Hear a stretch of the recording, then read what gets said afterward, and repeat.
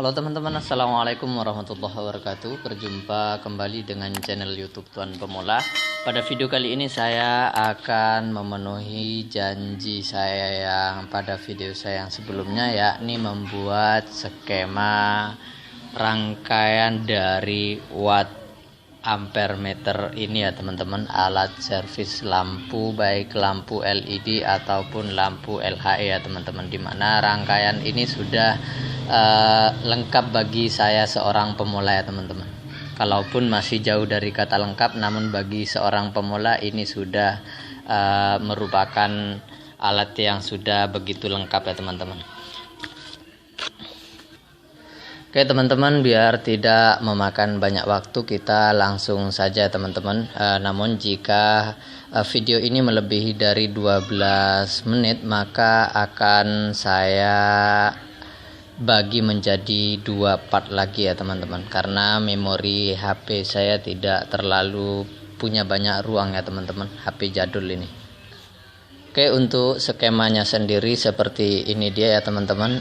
Bagi teman-teman yang sudah berkecimpung di dunia elektronik, tentunya melihat skema seperti ini saja sudah paham ya teman-teman. Namun bagi teman-teman pemula mungkin butuh saya jelaskan, akan saya jelaskan satu demi satu ya teman-teman. Oke teman-teman, kita mulai dari sumber tegangan ya teman-teman, yakni sumber listrik dari PLN 220 volt, yang mana di sini saya menggunakan sebuah saklar teman-teman, sehingga jika saklar ini diputus, maka semua rangkaian di sini tidak akan mendapatkan suplai tegangan teman-teman. Dan di sini teman-teman wajib hukumnya menggunakan saklar yang 4 pin ya teman-teman. Tujuannya agar ketika teman-teman mematikan saklarnya, benar-benar tidak ada tegangan ataupun arus yang masuk pada rangkaian ini, sehingga alat yang teman-teman tidak gunakan nantinya aman kalaupun disentuh bagian mana saja, karena saklar di sini sudah di off kan teman-teman. Oke, kenapa di sini saya menyarankan saklar yang 4 pin? Apa perbedaan saklar yang 4 pin dengan yang 2 pin ya teman-teman? Khususnya bagi teman-teman pemula, ini wajib teman-teman ketahui. Oke, untuk saklar yang 2 pin itu hanya akan memutus salah satu kabel ya teman-teman. Jika ini L dan ini N, netral dan live, maka jika saklar yang teman-teman gunakan itu hanyalah saklar 2 pin, maka yang terputus hanya satu sisi saja teman-teman. Namun dikhawatirkan stop kontak atau steker yang teman-teman gunakan itu malah N-nya yang ada di sini, sedangkan L-nya di sini teman-teman, sehingga kalaupun di sini dimatikan teman-teman, kalaupun saklarnya di off kan, jika ini terbalik, yang ini netral yang ini L, maka tegangan tetap masuk pada rangkaian teman-teman, sehingga itu sangat tidak aman bagi keselamatan kita teman-teman. Sedangkan yang untuk 4 pin sendiri, ketika ini diputus, ketika ini di off kan, maka semua rangkaian benar-benar tidak mendapat suplai tegangan ya teman-teman. Ketika ini diputus, ini benar-benar tidak ada tegangan yang masuk ke sini teman-teman. Ketika ini disatukan, baru dia akan masuk tegangan teman-teman. Ini bagian receh namun sangat penting bagi keselamatan kita ya teman-teman. Oke, setelah saklar di sini ada wattmeter ya teman-teman. Dan untuk wattmeter sendiri itu sudah ada terminalnya teman-teman, dan ada kode atau angka di sana 1, 2, 3 dan 4. Dan setiap pembelian wattmeter tentunya akan disertakan instruction of product ya teman-teman, sehingga di sini sudah ada keterangannya. Untuk terminal 1 di sini adalah output netral ya teman-teman. Di sini sudah saya salin ke buku ini. Untuk ya terminal 1 adalah output netral dan nomor 2 adalah input netral. 2 dan 3 ini sama ya teman-teman, jadi bebas teman-teman mau menggunakan nomor 2 ataupun 3. Terus yang nomor 4 adalah output sekaligus input dari strum ya teman-teman live. Namun di sini bolak-balik pemasangannya tidak masalah, yang penting yang perlu teman-teman perhatikan adalah output dan inputnya saja teman-teman. Jangan sampai yang dari PLN teman-teman hubungkan ke nomor 1, karena nomor 1 ini adalah output. Jadi pemasangan ini bolak-balik tidak masalah, asalkan jangan dimasukkan ke outputnya teman-teman. Oke, setelah wattmeter di sini outputnya langsung dilarikan ke anti konslet ya teman-teman. Jadi fungsi dari anti konslet di sini adalah untuk keamanan barang elektronik yang kita servis teman-teman. Misal kata teman-teman menservis sebuah lampu LHE, jika teman-teman tidak menggunakan anti konslet, maka dikhawatirkan lampu yang sudah teman-teman servis masih ada salah satu yang short, sehingga nanti jika teman-teman tidak menggunakan anti konslet maka akan memakan korban, seperti halnya kebakaran atau terbakar pada bagian transistor ataupun barang komponen-komponen yang lain. Selain untuk mengamankan barang elektronik yang kita servis, anti konslet di sini juga sebagai pengaman agar MCB yang ada di kWh meter kita itu tidak jelek teman-teman. Dan di kabel ini teman-teman, ini opsional ya, teman-teman bisa memasang sebuah saklar di sini ataupun teman-teman juga tidak memasang juga tidak masalah. Jadi saklar ini opsional. Jika di sini ditutup berarti ini teman-teman tidak menggunakan anti konslet, kalaupun di sini sudah tersedia anti konslet. Itulah fungsi saklar yang ini ya teman-teman. Lanjut, setelah anti konslet di sini ada sebuah saklar lagi ya teman-teman. Di sini saya menggunakan sebuah saklar lagi, tujuannya adalah ketika kita tidak sedang menggunakan atau melakukan pengecekan terhadap barang servisan kita, maka kita tinggal matikan saklar ini sehingga tidak ada outputnya teman-teman. Karena outputnya kebanyakan para tuser itu hanya menggunakan baik sebuah sekrup yang agak berdekatan ataupun stop kontak yang seperti ini, atau ada beberapa tuser ya juga yang menggunakan fighting lampu ya teman-teman. Jadi teman-teman bebas untuk outputnya di sini mau menggunakan stop kontak ataupun teman-teman bisa juga menggunakan banana jack dan lain sebagainya. Oke, di sini bagi yang menggunakan wattmeter ya teman-teman. Namun bagaimana jika teman-teman tidak menggunakan wattmeter? Jadi bagi teman-teman pemula yang masih baru memulai, teman-teman bisa merangkai sebuah anti konslet dengan skema ini ya teman-teman. Ini dari PLN, dari listrik PLN, LN, netral dan live atau fase dan netral. Terus ini adalah outputnya teman-teman. Jadi di output di sini teman-teman bisa menggunakan stop kontak ataupun banana jack. Dan di sini untuk lampu anti konsletnya teman-teman bisa menggunakan dua fighting. Keuntungan jika teman-teman menggunakan dua fighting, jika teman-teman tidak mendapatkan lampu pijar atau lampu bohlam yang 200 watt, maka teman-teman bisa memparalel dua buah lampu 100 watt atau dua buah lampu 50 watt. Karena lampu 100 watt ataupun 200 watt itu cukup langka di pasaran ya teman-teman. Oke teman-teman, lanjut setelah bagian anti konslet dan juga wattmeter sudah saya jelaskan. Maka sekarang pindah pada bagian volt ampere meter ya teman-teman. Oke, sebelumnya akan saya balik ininya terlebih dahulu biar teman-teman setidaknya mempunyai sebuah gambaran ya teman-teman. Untuk volt ampere meter sendiri itu mempunyai 5 buah kabel ya teman-teman. Ada 3 buah kabel kecil dan 2 buah kabel besar. Seperti ini dia teman-teman. Ini 2 buah kabel besar dan 3 buah kabel kecil yang seperti ini teman-teman. Ada warna kuning, hitam dan merah. Dan di sini ada merah dengan hitam ya. Namun di sini saya menggunakan spidol warna biru.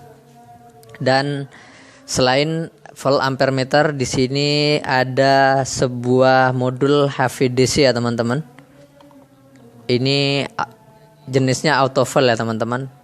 Ini akan ikut pada voltasenya, akan ikut pada tegangan yang kita ukur teman-teman. Dan di sini ada 3 buah kabel juga ya teman-teman. Di sini sudah saya pasangin sebuah kabel berwarna hitam dan sebuah kabel berwarna merah dan juga warna kuning ya teman-teman. Ada ground, in dan out. Untuk ground warna hitam, innya saya menggunakan warna merah dan outnya juga saya menggunakan kabel warna kuning teman-teman. Selain volt ampere meter dan juga modul HVDC, di sini sudah saya jelaskan pada video saya yang sebelumnya. Saya menggunakan banyak saklar, tujuannya agar ketika modul HVDC ini tidak digunakan nanti bisa diputus menggunakan saklar teman-teman. Oke, langsung pada skema ya teman-teman. Langsung pada skema pembahasan. Ini akan saya balik kembali biar teman-teman mempunyai gambaran ya nantinya teman-teman. Oke, sedikit saya jelaskan ya teman-teman biar teman-teman tidak bingung. Di sini untuk outputnya ini ya teman-teman, saya menggunakan ini ya teman-teman.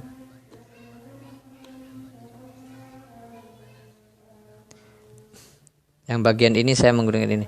Dan yang bagian ini untuk mengecek arus drivernya.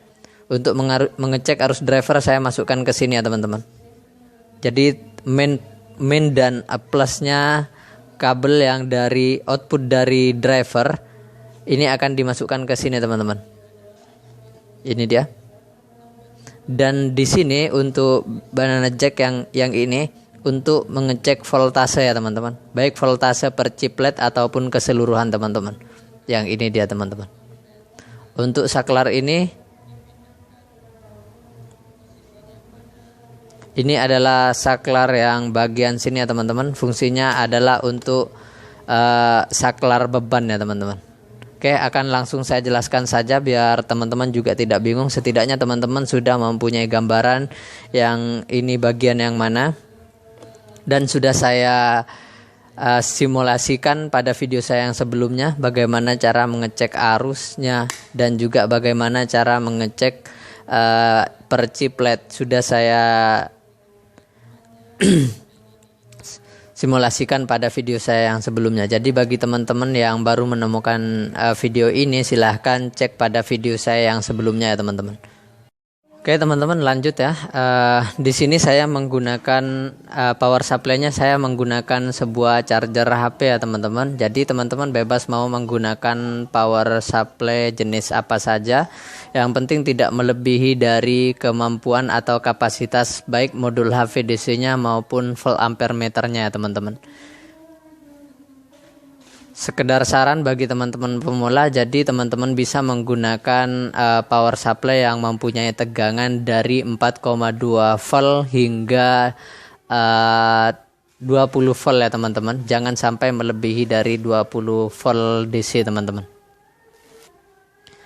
Nah, dari charger HP ini langsung masuk ke sebuah saklar di sini ya teman-teman. Saklar, masuk ke saklar. Tujuan saklar di sini agar ketika teman-teman atau saya mengecek atau menservis sebuah lampu LHE, karena sebuah lampu LHE tidak perlu diukur arusnya, maka teman-teman tinggal matikan saklar ini sehingga rangkaian ini sudah tidak bekerja teman-teman. Oke, lanjut dari saklar di sini masuk pada kabel yang berwarna merah dan hitam yang bagian kecil, yang mana kabel ini berfungsi sebagai input. Masuk pada bagian ini. Dan untuk kabel warna kuning, namun di sini saya menggunakan spidol warna biru. Di sini tujuannya adalah untuk mengukur, fungsinya untuk mengukur tegangan ya teman-teman. Jadi jika teman-teman menyatukan kabel warna kuning ini dengan input di sini, maka yang terbaca adalah tegangan input ya teman-teman. Jadi dengan teman-teman menyambung dua buah kabel yang berwarna hitam dan merah yang ukuran kecil ini, maka volt ampere meter ini sudah bisa menyala ya teman-teman.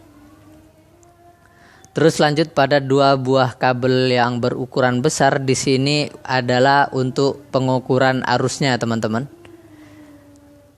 Jadi jika teman-teman mempunyai volt ampere meter yang kemampuannya dari 0 hingga 100 volt DC saja batas kemampuannya, maka saran saya teman-teman tidak memfungsikan bagian voltmeternya ya teman-teman.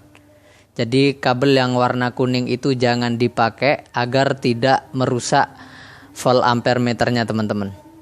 Jadi saran saya teman-teman, jika mau menggunakan skema ini silakan teman-teman gunakan volt ampere meter yang kapasitasnya 0 hingga 500 volt DC teman-teman. Jika teman-teman terpaksa menggunakan skema ini, maka satu-satunya jalan ya kabel yang untuk mengukur tegangan ini tidak perlu digunakan ya teman-teman. Jadi kabel ini tidak perlu digunakan. Atau teman-teman gunakan atau tambahkan sebuah volt ampere meter di sebelah mana saja, nanti disesuaikan teman-teman. Atau mungkin teman-teman membutuhkan skema lain yang menggunakan volt ampere meter yang kemampuannya 0 hingga 100 volt, silahkan teman-teman tinggalkan komentar di kolom komentar ya teman-teman. Akan saya usahakan membuatkan oretan dan akan saya emailkan ke teman-teman yang membutuhkan. Oke, lanjut. Perlu teman-teman perhatikan dua buah kabel di sini. Di sini khusus kabel besar yang berwarna merah. Kalaupun di sini warnanya merah, namun di sini mendapatkan min ya teman-teman. Nah, di sini banyak para pemula yang bingung. Padahal di sini merah, kenapa mendapatkan minus bukan plus? Padahal selalunya untuk tegangan DC berwarna merah itu selalunya mendapatkan positif teman-teman, bukan negatif. Namun di sini mendapatkan negatif ya teman-teman. Namun walaupun demikian teman-teman, kalaupun ini mendapatkan tanda negatif, sebenarnya ini tidak mendapatkan tegangan negatif ya teman-teman, melainkan tegangan yang masuk adalah positif teman-teman. Karena di sini driver yang masuk di sini tegangan dari driver, output drivernya yang main, terus yang ini output tegangan driver yang plus ya teman-teman. Kabel yang warna kuning ini mendapatkan output tegangan driver yang plus, positif. Terus di sini disediakan seperti ini dia ya teman-teman. Jadi teman-teman bisa sediakan seperti ini. Nanti teman-teman bisa masukkan yang bebannya di sini teman-teman, positifnya, negatifnya. Sebentar saya ambilkan contoh terlebih dahulu. Nah, seperti ini dia teman-teman. Oke, ini tinggal seperti ini ya teman-teman. Masuk seperti ini. Jadi untuk mengukur arus driver itu harus menggunakan beban ya teman-teman.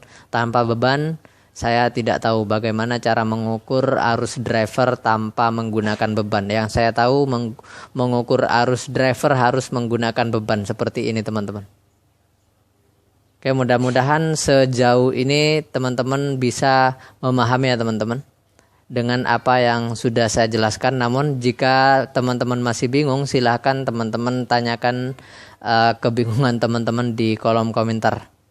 Di sini saya menggunakan sebuah saklar pada beban, tujuannya agar ketika driver diukur ternyata tegangan hanya terbaca sudah ngawur, maka saya tidak akan melanjutkan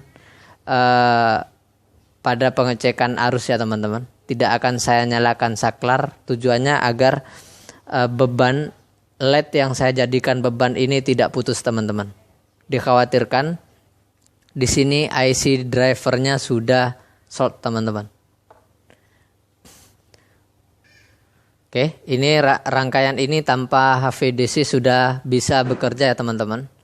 Namun di sini masih saya tambahkan sebuah modul HVDC ya teman-teman. Tujuannya agar modul ini bisa digunakan untuk melakukan pengecekan terhadap chiplet ya teman-teman, baik chiplet satuan ataupun keseluruhan ya teman-teman. Di sini saya tambahkan sebuah modul HVDC untuk groundnya. Di sini saya masih menggunakan saklar ya teman-teman. Saya menggunakan sebuah saklar, tujuannya agar ketika kita tidak sedang melakukan pengecekan terhadap sebuah chiplet, maka kita matikan modul HVDC-nya teman-teman. Kita matikan ini, maka otomatis ini sudah bekerja tanpa modul HVDC teman-teman. Saat ini di-on-kan maka baru ini menyala teman-teman. Ketika kita sedang melakukan pengecekan arus driver, maka kita matikan modul HVDC-nya. Ketika kita mau melakukan pengecekan terhadap chiplet, maka kita matikan yang ini teman-teman. Atau tanpa diapa-apakan ini sudah tidak masalah teman-teman. Jadi teman-teman tinggal menambahkan sebuah probe di sini untuk melakukan pengecekan terhadap sebuah chiplet teman-teman.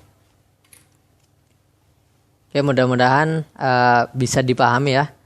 Namun jika teman-teman masih bingung dengan skema ini, silahkan tanyakan kebingungan teman-teman di kolom komentar. Insya Allah semampu saya akan saya jawab ya teman-teman. Karena saya juga bukan seorang senior, saya juga seorang pemula.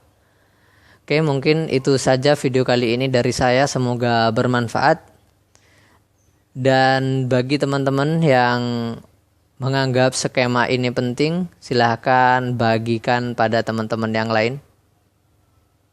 Bagi teman-teman yang membutuhkan. Oke, assalamualaikum warahmatullahi wabarakatuh.